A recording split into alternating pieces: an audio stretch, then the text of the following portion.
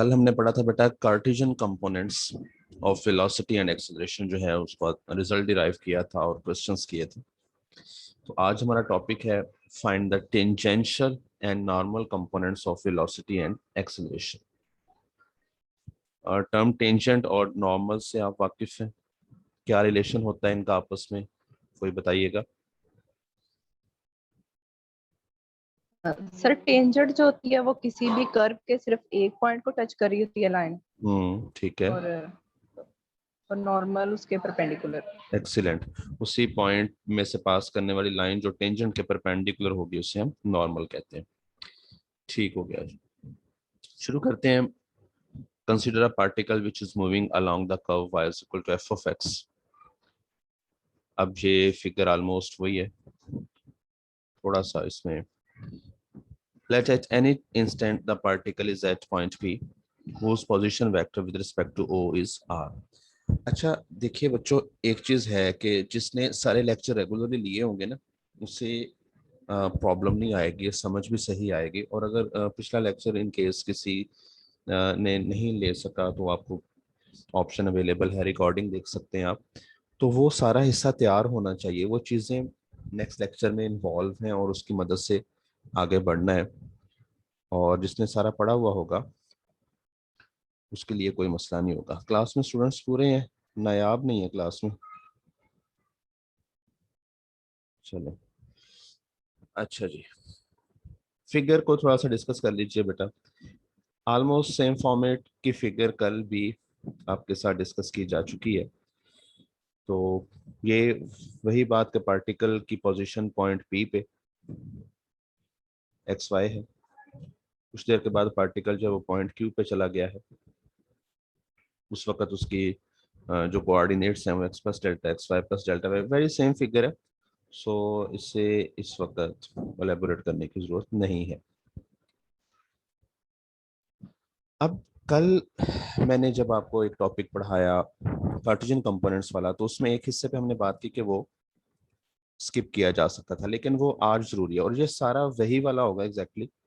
तो मुझे कल वाला जो पढ़ाया हुआ है उसकी मदद से आज जो है वो आसानी मिलेगी कि मैं जल्दी से उस हिस्से में से गुजर जाऊंगा। तो ये देखिए बेटा, r is equal to x i plus y j है, इसे एक बार डिफ्रेंशिएट कीजिए विद रिस्पेक्ट टू टी, क्योंकि rate of change of displacement with respect to time is called velocity. तो वेलोसिटी वेक्टर हमें मिला d x over d t i plus d y over d t j. ठीक है, अगर हम इसकी magnitude निकालते हैं तो वो ith कंपोनेंट का स्क्वायर प्लस jth कंपोनेंट का स्क्वायर होल पे स्क्वायर रूट आ जाएगा, तो उसे हम D s over d T लिखेंगे। बताइए, ये सारी बातें कल पढ़ी हुई है ना? Yes sir. ठीक है। जी सर। अब v जिसे हमने कहा D r over d T है, वो वेलोसिटी वेक्टर है, तो हम उसे थोड़ा तोड़ लेते हैं, चेन रूल के फ्लो में ले आते हैं। D r over d t को हम लिखते हैं D r over d s into d s over d T.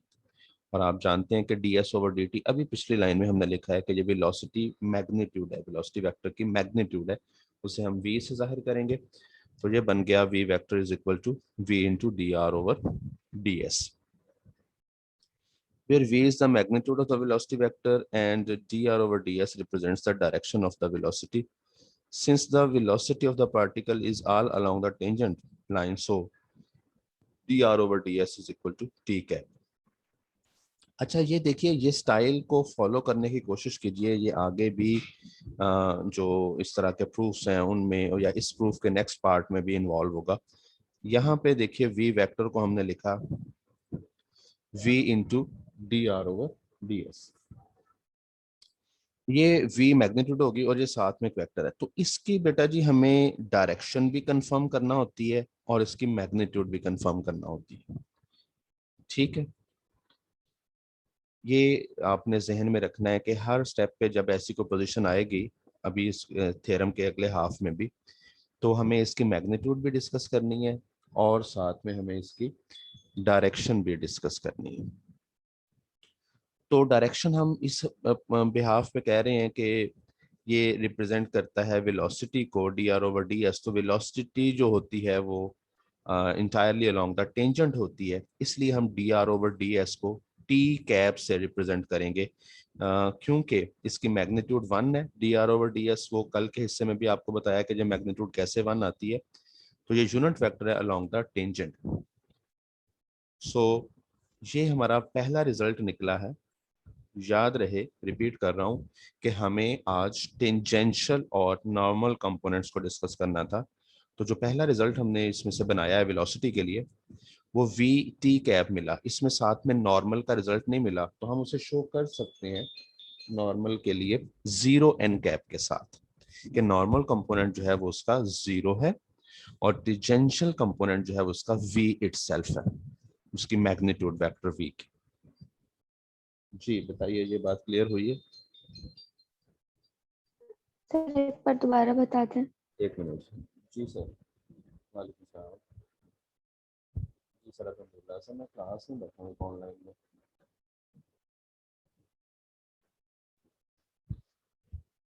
अच्छा जी, ये किस हिस्से पे को रिपीट करवाना चाह रहे हैं बेटा? जी सर। यही वाला एंड पे जो मिला है? जी सर। ये देखिए, ये यहाँ तक कल लिखा था हमने, ये हिस्सा देखें, v is equal to v into t cap. दिखाऊं दोबारा से?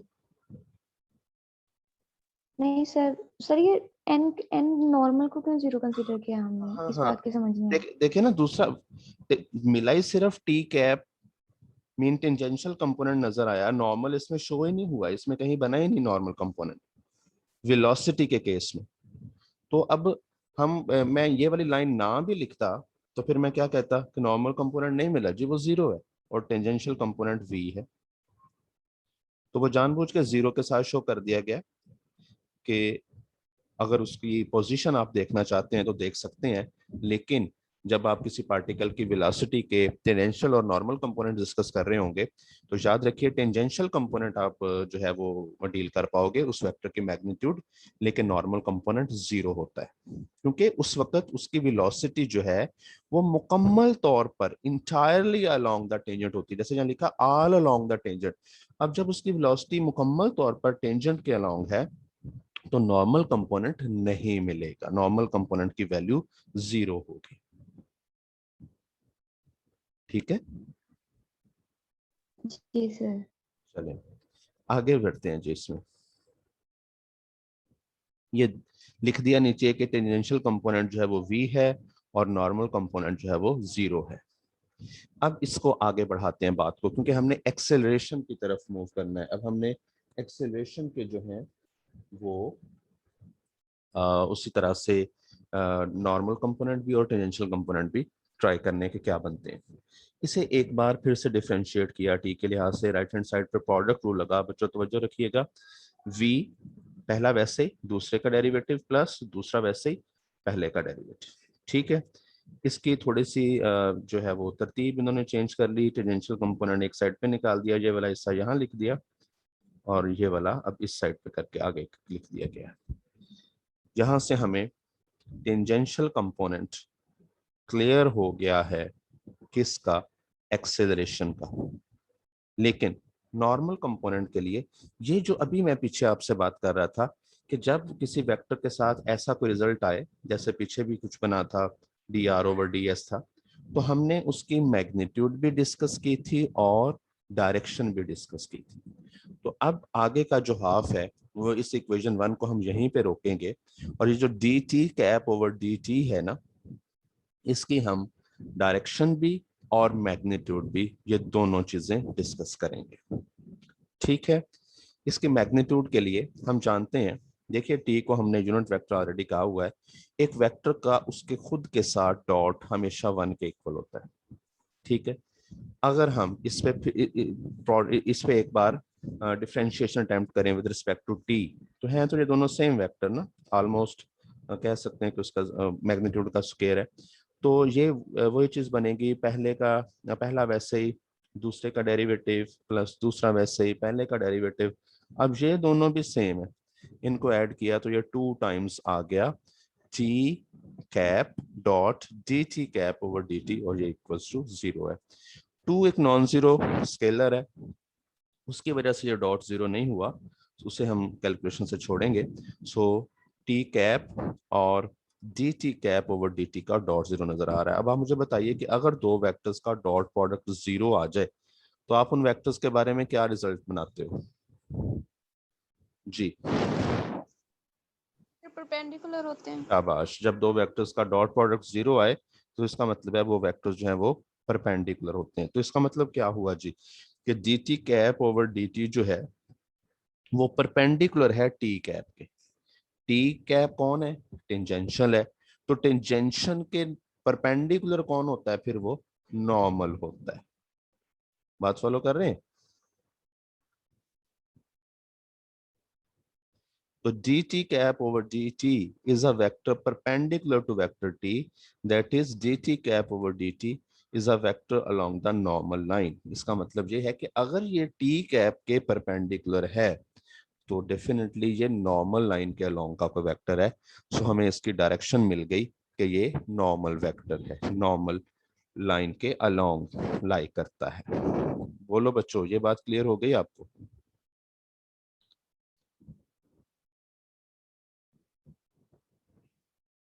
बोल दीजिए कोई प्रॉब्लम है तो। एक बार फिर बता दें। सर मेरी तरफ नेट का बहुत मसला है, बार बार हो जाता है, आवाज खराब। अच्छा ठीक है, किसी बच्चे को समझ आई है? किसी और को? शगुफ्ता को रिपीट कर देता हूं मैं। जी आयशा,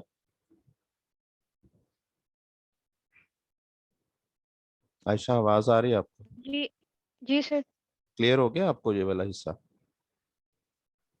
जी सर। हो गया रिपीट करें रिपीट। फिर आप जरा। ये एंड पे क्या बोला है, इसकी डायरेक्शन कैसे डिसाइड किया हमने?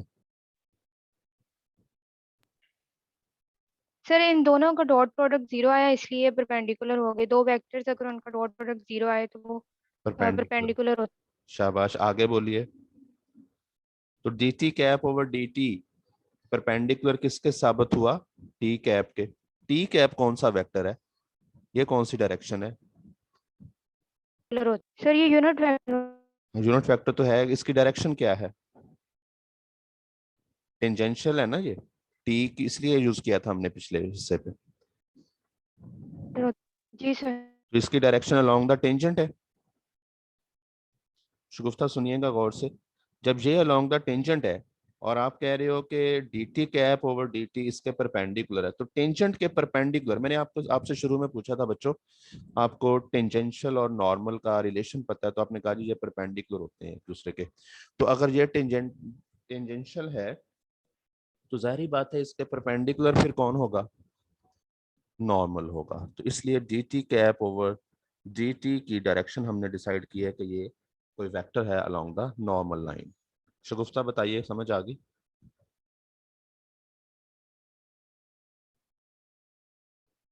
आवाज आ रही है? सर। जी सर आ रही है आवाज। जी सर। शगुफ्ता हो गया क्लियर बेटे? आप कह रहे थे कुछ बीच में डिस्कनेक्ट हो जाता है, आवाज कट जाती है आपके एंड से कोई। जी सर आ रही है। चलो ठीक है, ठीक है।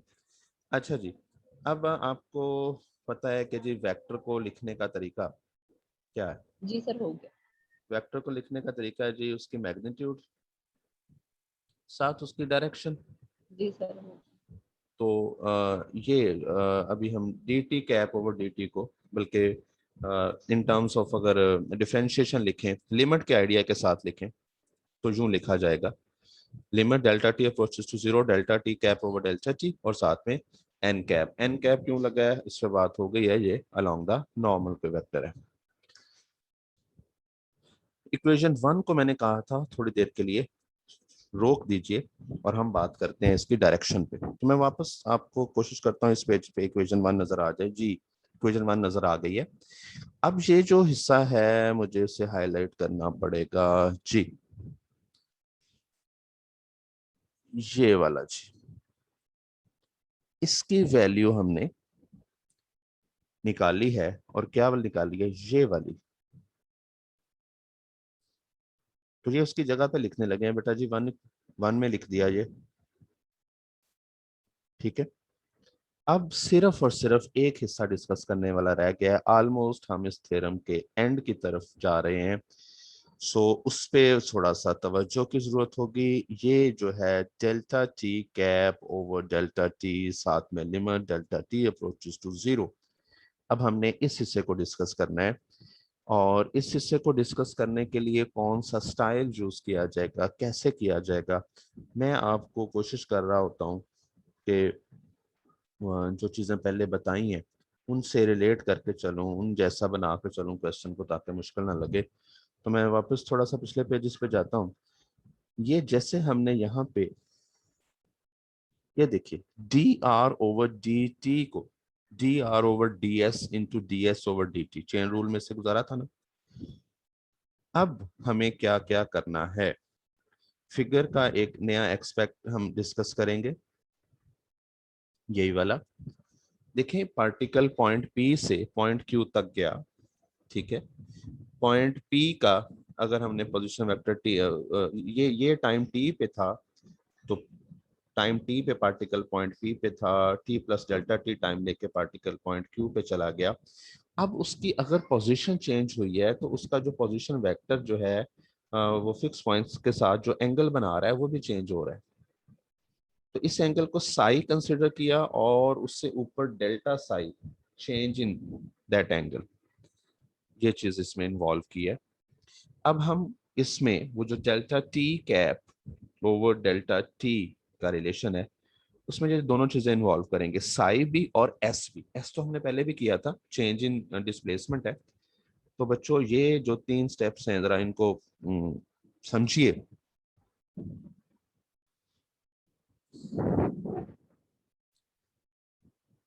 Delta t cap over delta t को अब मैं लिख रहा हूं delta t cap over delta psi, then delta psi over delta s, then delta s over delta t. इस पे आप मेरे साथ थोड़ी सी बात कर लें अगर आपको कोई प्रॉब्लम है। देखिए हम हुआ वही है, डेल्टा टी कैप से लेके हम कहाँ तक आए हैं, वो ओवर डेल्टा टी से ही आए हैं। लेकिन जो दरमियान के हिस्से हमने बनाए हैं उसमें हमने डिस्प्लेसमेंट को भी इन्वॉल्व करना था, और उस डिस्प्लेसमेंट की वजह से वो जो चेंज इन एंगल है उसे भी इन्वॉल्व करना। सर ये एंगल का नाम क्या है? साई बेटा साई, कुछ भी रखा जा सकता है यहाँ पे। ये देखिए यूं लिखते हैं इसे, ये साई कहते हैं हम इसे, जैसे फाई होता है ना वैसे ये साई। ये भी एक ग्रीक लेटर है, ग्रीक सिंबल है, एंगल को रिप्रेजेंट करने के लिए इस्तेमाल होती है साई। ओके अच्छा जी, अब हमें क्या करना है, ये जो तीनों हिस्से लिखे हैं, अब देखिए डिनोमिनेटर पे डेल्टा साई भी है, डेल्टा एस भी है, डेल्टा टी भी है, और ये सब जीरो को अप्रोच करेंगे जैसे क्यू पी को अप्रोच करेगा, या जैसे क्यू ए को अप्रोच करेगा, या जैसे डेल्टा एस जीरो को अप्रोच करेगा तो डेल्टा साई भी जीरो को अप्रोच करेगा, डेल्टा टी भी जीरो को अप्रोच करेगा, क्योंकि इनका आपस में रिलेशन है। जरा देखिए इस फिगर पे मैं आपको समझा दूं। ये क्यू से पी तक एक कर्व है, और एक क्यू से पी तक स्ट्रेट लाइन है, जिसको हम एक आर्क होती है और एक कॉर्ड होती है। Q p chord mean q से पी तक स्ट्रेट लाइन। ये कल वाले हिस्से में भी डिस्कस हुआ कि जैसे क्यू पी को अप्रोच करेगा डेफिनेटली डेल्टा एस भी जीरो को अप्रोच कर देगा, डेल्टा टी भी जीरो को अप्रोच कर देगा, और डेल्टा साई भी खत्म हो जाएगा। तो ये डेल्टा टी, अस्सलाम वालेकुम सर। वालेकुम सलाम, ये नायाब है, ये अब सर 12 हमारा 10 मिनट पे। सर नहीं, पहले भी एक दफा आई थी, वो फिर डिस्कनेक्ट हो गया था। चलें कोई बात नहीं, जो हिस्सा मिस हो गया रिकॉर्डिंग में ले लीजिएगा। अब कुछ थोड़ा सा ओके सर। मसाइल आएंगे आपको, लेकिन आप थोड़ा सा बस समझने की कोशिश कीजिए। बाकी आपकी क्लियरिंग तब होगी जब आप वो रिकॉर्डिंग देख लेंगे। जी बच्चों, मैं आपको ये कह रहा था कि ये डेल्टा टी कैप, ये वाला हिस्सा, और डेल्टा साई, इनका आपस में रिलेशन है क्या, जैसे डेल्टा एस का और डेल्टा साई का है, कि डेल्टा एस के बढ़ने से डेल्टा साई ज्यादा हो जाएगा और इसके कम होने से ये कम हो जाएगा। जैसे आप लोगों ने एक आर्टिकल पढ़ा हुआ है एल, और l is equal to r theta, तो आर्क वाली जो लेंथ होती है उसका सेंट्रल एंगल के साथ डायरेक्टली प्रोपोर्शनलिटी का रिलेशन होता है। तो इन दैट सेंस अब मैं आपको ये तीनों हिस्से लहदा समझाता हूँ। जैसे ही आपने इस पेज पे पहले सिर्फ लिखा हुआ था delta t approaches to zero, और उसे आपने आगे 3 पोर्शंस में डिवाइड किया है, तो साथ ही जो अब आपने लिमिट लिखनी है वो जो तीनों लिखनी है, delta t approaches to 0, delta psi approaches to 0 and delta s approaches to 0। ठीक है, अब ये इनकी अलग-अलग एक्सप्लेनेशन आ गई है। ये रफ अमल नहीं है, ये साथ आपने लिखना है लाजमी। थोड़ा साइड पे करके शो कर दिया वो अलग बात है, लेकिन ये एज अ रेफरेंस आप इनको जरूर देंगे। Delta t cap over delta Sai, ये मैंने अभी आपको कहा है कि ये इनका रिलेशन, ये जब डेल्टा साई 0 को अप्रोच करता है तो ये तकरीबन बराबर हो जाते हैं और इनकी रेशो 1 आ जाती है, तो इनकी जगह 1 लिखा गया। अब एक रिजल्ट है, आप लोगों ने कैलकुलस पढ़ ली हुई है, आई डोंट नो आपने कैलकुलस की बुक का चैप्टर 6 पढ़ा है क्या नहीं, जिसमें कर्वेचर और रेडियस ऑफ कर्वेचर का टॉपिक था। सर पढ़ लिया हमने। पढ़ लिया हुआ है, ठीक हो गया, तो फिर यहाँ आसानी हो जाएगी। ये बेटा जी यहाँ पे हम इसको delta psi over delta S जो है ना, ये कर्वेचर होता है, और कैपा आपने टर्म कैपा इस तरह से लिखते हैं उसे, वैसे सिंपली के भी लिख लेते हैं, लेकिन इस तरह से शायद आपने लिखा हो कैलकुलस में, इसे कर्वेचर यानी कि के से जाहिर करते हैं, तो इसकी जगह पे आप ये के लिखेंगे। और जो तीसरा केस है delta t approaches to 0, it's very simple, ये d s over d t बन रहा है, इसको हम वेलोसिटी कहते हैं, ये तो हमें पहले भी पता है। तो ये के बारे में पता चल गया आपको, कर्वेचर से आप जानते हैं ना इससे पहले? जी सर। ठीक है, तो फिर इस ये 1 कैसे आया, ये के कैसे आया, ये वी कैसे आया, ये मैंने आपको एक्सप्लेन कर दिया है। अच्छा जी, अब यहाँ पे आके क्या हुआ, ये v और v पे पावर 2 बन गए, कैपा और अच्छा एक होता है कर्वेचर, एक होता है रेडियस ऑफ कर्वेचर, जिसे रो से जाहिर करते हैं, याद है? कर्वेचर और रेडियस ऑफ कर्वेचर का ये रिलेशन होता है कि कैपा इक्वल होता है 1 ओवर रो के इक्वल होता है 1 ओवर रो के। रो लिखना आता है ना, क्यों लिखते हैं? एस की तरह होता है, लेकिन ये हिस्सा बंद करना होता है उसका। जी कुछ यस नो करते रहा करें ना साथ बच्चों। जी सर, यस लिखना सर, आता है। Yes sir. ठीक है, कैपा की जगह पे 1 ओवर रो लिखा लीजिए, परेशान ना होइए, आपका टॉपिक खत्म हो गया कि ये बन गया v स्क्वायर ओवर रो। तो अब इस वाली लाइन को जरा गौर से देखिए, हम ढूंढ क्या रहे थे भला? एक्सेलरेशन के टेंजेंशियल और नॉर्मल कंपोनेंट। टेंजेंशियल कंपोनेंट बहुत पहले मिल गया था हमें, उसमें हमें कोई ज्यादा खपना नहीं पड़ा।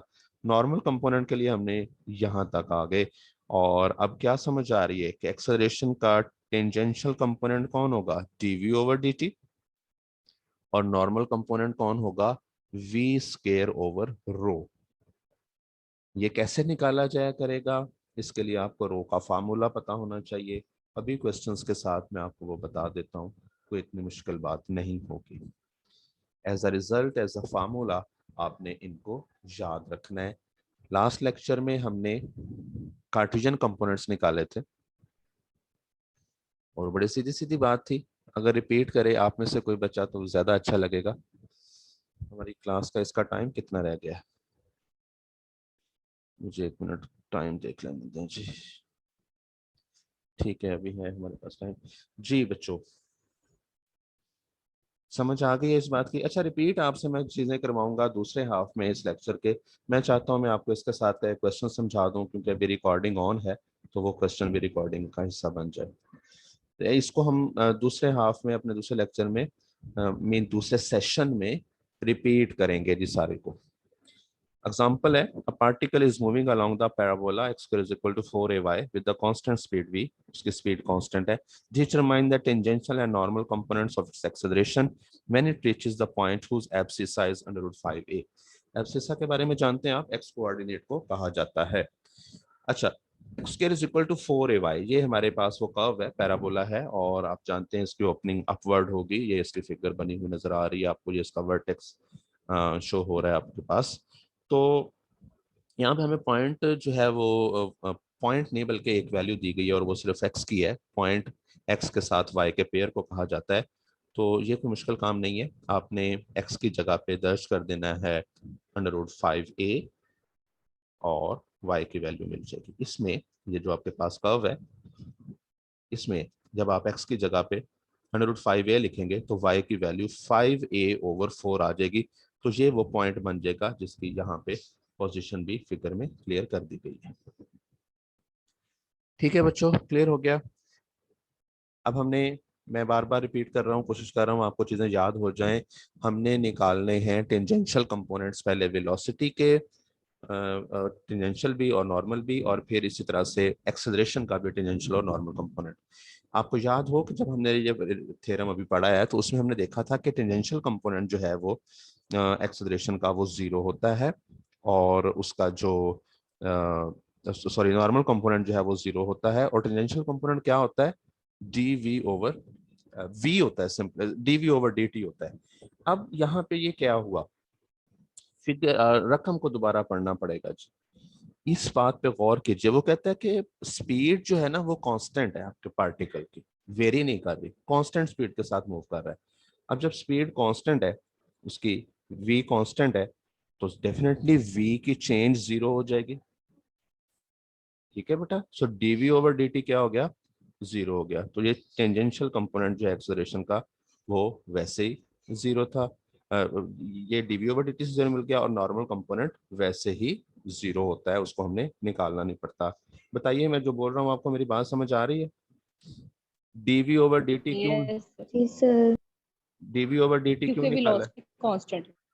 नहीं नहीं, dv/dt ही क्यों निकाला?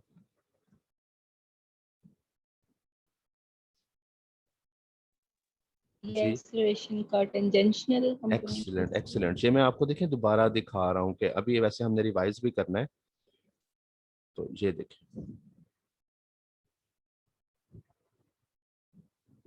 जी वी टी कैप, ठीक है ना। Tangential component of velocity v होता है, तो क्योंकि उसकी स्पीड जो है वो कांस्टेंट है, तो उसमें चेंज जो है वो 0 हो जाएगी। अच्छा, एक बात जरा देखिए, इसने वेलोसिटी का तो पूछा ही नहीं, वेलोसिटी का तो वी होता है। मैं रकम दोबारा पढ़ाऊँ आपको, सिर्फ इस लाइन पे फोकस कीजिए। मैं एक बार इसे टिक कर दूं, ये dv/dt। हमें सिर्फ इस सवाल में a को डिस्कस करना है। दोबारा रकम पे आ रहा हूं जी। यस, ये पॉइंट वेलोसिटी का नहीं पूछा गया, सिर्फ और सिर्फ किसका पूछे गए, टेंजेंशियल और नॉर्मल कंपोनेंट्स, एक्सेलरेशन के। बात फॉलो कर ली बच्चों? एक्सेलरेशन के टेंजेंशियल और नॉर्मल कंपोनेंट्स पूछे गए हैं सिर्फ, इसलिए वेलोसिटी वालों पे हम बात ही नहीं करेंगे। तो dv/dt 0 हो गया v के कांस्टेंट होने की वजह से। अब हम आगे बढ़ते हैं किसकी तरफ, नॉर्मल कंपोनेंट की तरफ। और नॉर्मल कंपोनेंट क्या था, कोई बच्चा यहाँ पे बोले, देखते हैं याद हुआ है उसे कि नहीं। v²/ρ, जो ये आपने बताना था मुझे, आया याद? जी सर, आ गए। हाँ, नॉर्मल कंपोनेंट क्या पढ़ के आए हैं हम, v²/ρ। तो अब जो हम इस क्वेश्चन की आगे की कैलकुलेशंस करेंगे, वो रो की वैल्यू निकालते हैं हम पहले, और फिर v²/ρ आसानी से कैलकुलेट हो जाएगा। उसके लिए क्या कुछ करना पड़ता है, उसका मैं आपको पहले फार्मूला दिखा दूं। थोड़ा बार बार पेज को चेंज करना पड़ रहा है, लेकिन इसलिए कि एक बार आपको आइडिया हो जाए कि कर क्यों रहे हैं ये काम। ये देखिए रो का फार्मूला। अब आप लोग शायद को ये कहाँ से आ गया, ये नहीं हमने पहले पढ़ा हुआ, 1+y1² पे पावर 3/2/y2। मैं बताता हूँ आप लोगों ने पहले कैसे पढ़ा था। आप लोगों ने शायद इस शक्ल में पढ़ा हो, 1+dy/dx² होल पे पावर 3/2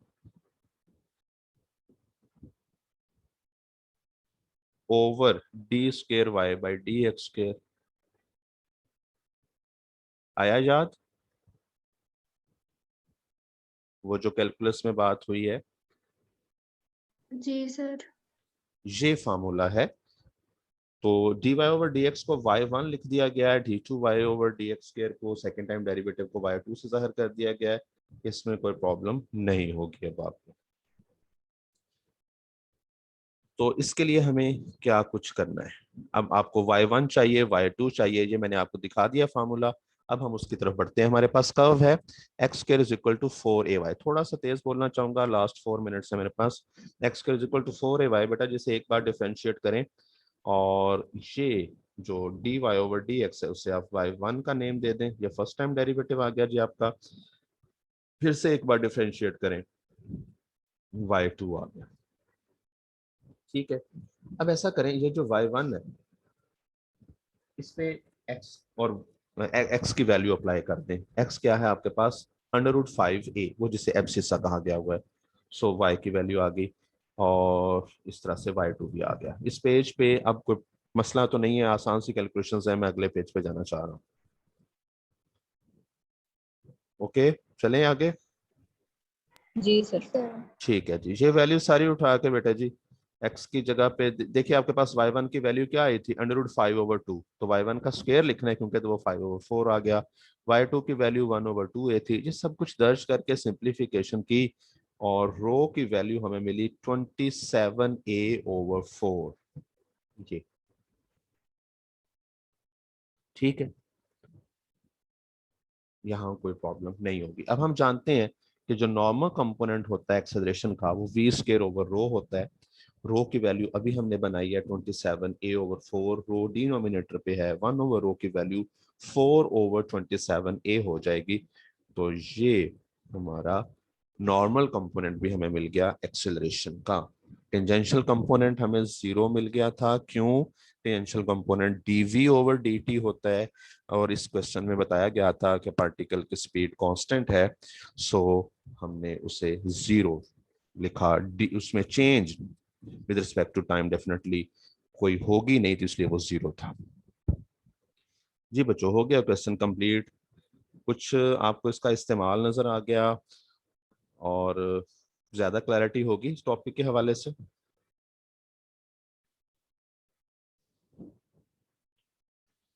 जी मुबश्शिर, आपको समझ आई है बेटा? यस सर, थोड़ी थोड़ी आई है। इस पे बेटा काफ़ी ज़्यादा प्रैक्टिस की ज़रूरत होगी। आप शुरू में थोड़ा सा शायद लेट भी थे, तो आप इसको दोबारा से सुनिएगा लेक्चर को। कोई प्रॉब्लम होगी मुझे फिर बताइएगा। सारे बच्चों के लिए कह रहा हूँ, जो शुरू का हिस्सा था ना बेटा इसका, बल्कि अभी मैं रिवाइज करवाता हूँ अभी आपको 1 मिनट बाद। जब आप दोबारा इस लिंक पे क्लिक करेंगे, दोबारा से इसे लिंक पे क्लिक कीजिएगा और फिर से हम जब सेशन में इन होंगे तो उसमें मैं आपको ये सारा रिपीट करवा देता हूँ इंशाल्लाह, और इसी क्लास में अच्छे से तैयार हो जाएगा।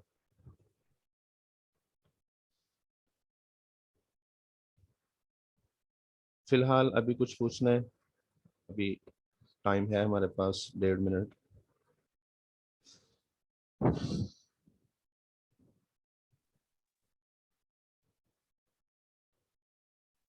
सर हमारी फिजिकल क्लासेस कब स्टार्ट हो रही है? बेटा ये आप मैडम से पूछ लीजिएगा। अभी फिलहाल खानेवाल के और रहीम यार खान के जो कॉलेजेस हैं नोटिफिकेशन के मुताबिक वो बंद हैं, बाकी सारे डिस्ट्रिक्ट्स के ओपन है। तो वो देखते हैं, ये जैसे गवर्नमेंट अलाउ करेगी फिजिकल क्लासेस शुरू हो जाएंगे इंशाल्लाह।